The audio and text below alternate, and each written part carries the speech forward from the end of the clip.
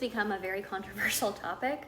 I have to weigh in because I have not seen a single one that I actually agree with. So here's my take on the correct reading order of how to dive in to the Maasiverse if you are trying to catch up and read acotar 6 when it releases at the end of October this year. If you are new to romantasy, I recommend starting with the acotar series. The reason why is because to me, the first book feels a little bit Beauty and the Beastie.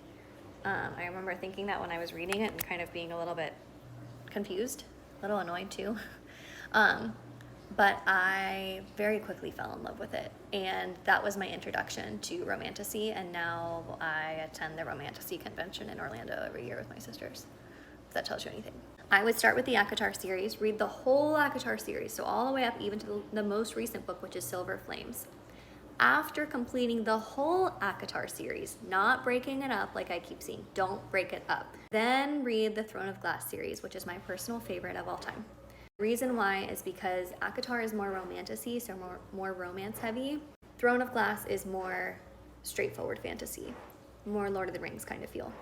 So if you're new to all of these realms, that's why I think start with acotar, because it kind of tiptoes you in, and then you'll be ready for the more intense fantasy world of Throne of Glass and the incredible characters you will meet there. Okay, read this series.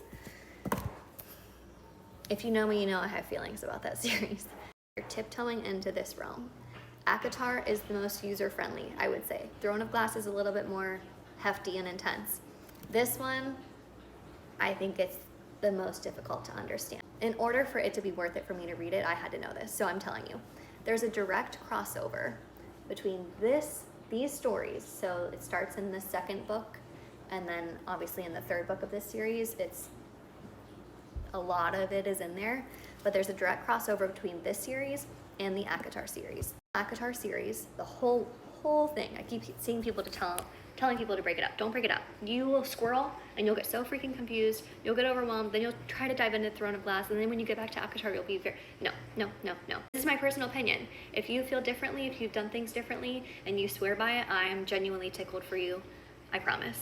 But this is what someone who has just finished this series believes would be most beneficial and would make the most sense if you are new to this crazy universe. 10 out of 10 stars, 10 out of 10 Kelsey's recommended. Good stuff.